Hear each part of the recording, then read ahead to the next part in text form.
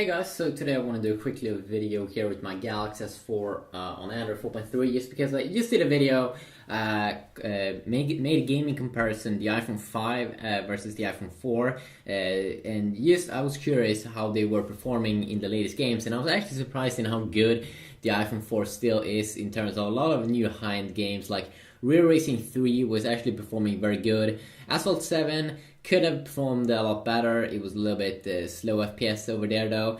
Most Wanted, perfect. The Need for Speed game, one of the latest Need for Speed games. Modern Combat, also very heavy game with a lot of graphical things going on. Infinity Blade also works perfectly without any major issues. Of course, it wasn't as good FPS as you would get on the iPhone 5, but it was still very good performance there. If you do compare against the quality of the apps that you can get sometimes in the App Store, that usually they don't have the same amount of quality to them. Yeah, I'm running here, of course, the Google edition here on my Galaxy S4, which if we go and take a look here, this is of course the latest iOS 7 Beta 3, which I made already 4 reviews of. But how does the iOS 7 Beta 3 stacks up against the phones like the iPhone? Well, overall it is very similar in terms of UI. I mean, Apple hasn't made any revolutionary new changes in the new iOS 7. Especially the Beta 3 has a lot of bug fixes and updates, and of course one of the things that is making the iPhone 5 stand out a little bit compared to the iPhone 4 is that it has Siri and it is more transparent. You can see now that this is one of the new big things with iOS 7, this new control center. You swipe it up.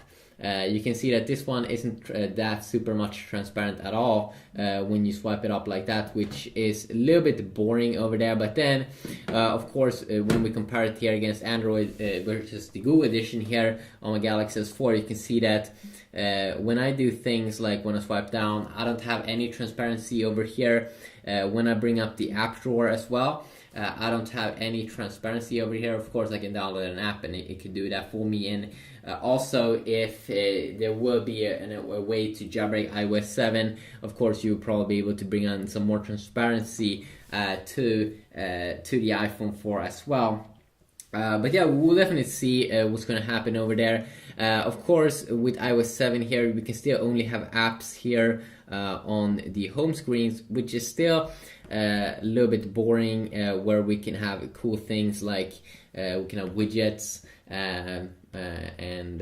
yeah, we can have widgets here in Android. So you can see I have a widget over here. I have a search widget up there at the top in the stock version of Android here, Android 4.3, which is actually always there when I want to search something, which is very nice. And of course I can also hold in the menu key just for, no, wait a sec, maybe I can't do that. No, I can't do that because I'm having the Google edition here. But if I want to do a search here with Google now, I can just hold in, I think, wait a sec. Okay, there we go. Okay, you just hold in the home button over there, and then you can do things like set an alarm and do more voices and stuff, like set alarm at 5 p.m. Setting alarm. Now, of course, these like voices and things, usually you can do that with, of course, iOS. But just because I'm having the iPhone 4 here, not the iPhone 4S, not the iPhone 5, I don't get Siri. So let's see here. I do know there's one kind of voice slow thing that you do get, but I don't think you can do cool things like that, of course, on the iPhone 4, and that of course could be a little bit boring here. You can also see that when we swipe down like this, it's not as transparent as the iPhone 5, but then of course we don't get any transparency over here overall. Apple focus over here when you swipe down, they do focus here on a calendar, which you have over here, and you can see that it's a little bit laggy here when we go inside the menus, and that's also something that you will see overall in the UI on the iPhone 4, especially when you go in and out of apps. You will see that kind of like lag performance compared here, especially against the Galaxy S4. So if you want to multitask here, we can just double tap on both and see the kind of apps that we have open up. And it could be a little bit slow here to react, especially on the new Beta 3. Sometimes it doesn't really seem to respond. Let's see here if we can just fire up some apps. You can see that when I go in and out of apps, it could be really slow before it reacts. So let's see here, double tap. You can see this is the new, of course, this is the new multitasking UI that you do get in the new iOS 7. Both a flaw here in the stock version of Android in Android 4.3 and in iOS 7, I think, is that you don't have one button to close all of the apps. I would love to just have one button to close everything that I have open up, but now I just have to continue to swipe. One cool thing here with Android 4.3 is that you can swipe both directions. Here you can use swipe up. Not, of course, a super big deal. And this control center, which you can swipe here, you also do have an access to that. Of course, used here on the lock screen if you want to. And of course, this is some toggles here like Wi-Fi, Bluetooth, and brightness light and stuff that we've been having in Android for years.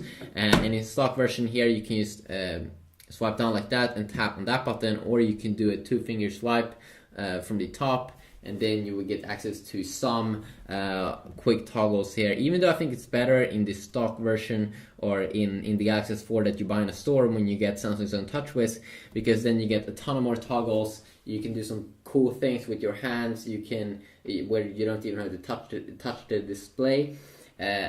So in that way, I definitely do enjoy TouchWiz and Samsung's own kind of apps that they do have available.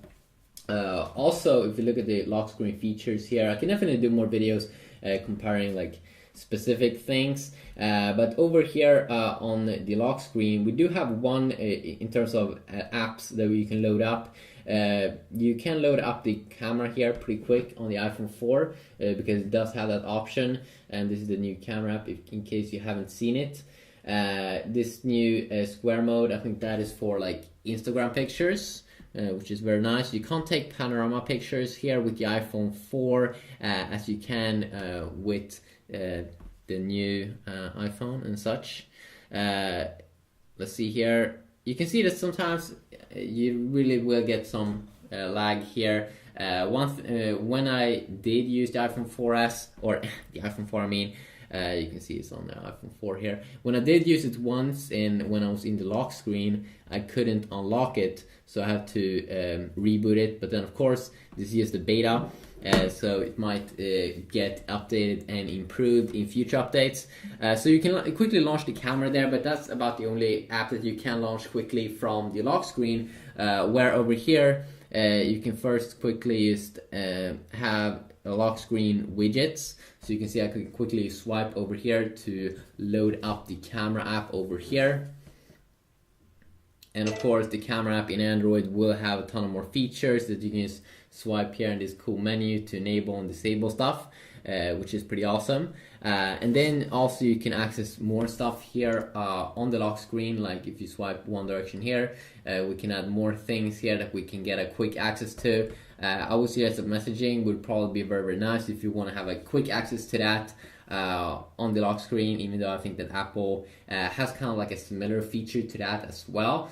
I also might do like a browser comparison, especially with the iPhone 4, to see how that one is rendering stuff in terms of its speed, if it really is a difference, because I mean, do you really need that extra power that you do get inside of the S4 compared to the iPhone 4? Really good question here. If you want to search, of course, on the iPhone 4, what you can do now is, of course, they have removed this feature that you can swipe to the left to search, so you have to swipe down like this. And it doesn't have as cool graphics as you would get on the iPhone 4S and on the iPhone 5. But it still works. You can see it's a little bit slow here. You can see that also the keyboard, it's not transparent. It's not as cool and interesting like that, but it still works pretty good.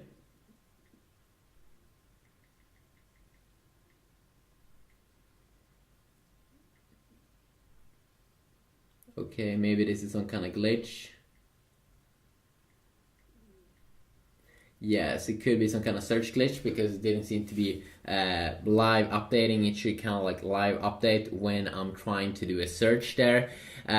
So that could be a little bit disappointing. You can see here when I'm going inside of the menus that, of course, is not super smooth.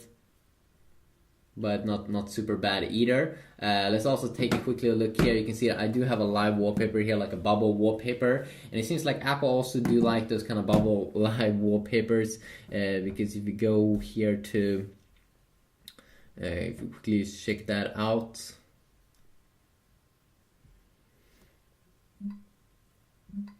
you can see that you get kind of two, you don't get any live wallpapers here on the iPhone 4. You do get these kinds of still pictures though.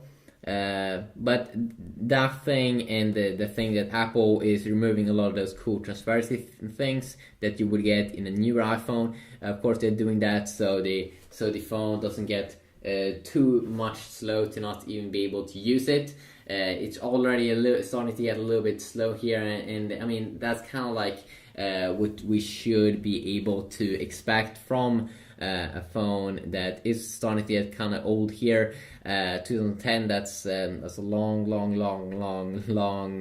time ago, but it still performs pretty good here, especially in gaming, and I can maybe do a gaming test here comparing it against the Galaxy S4. That would be definitely be a lot of fun, and I'll see what I can do about that. But if you want to see any specific comparison or something, please let me know about that, and I will see what I can do. And hopefully I will see you all in the next video. Yeah, peace out.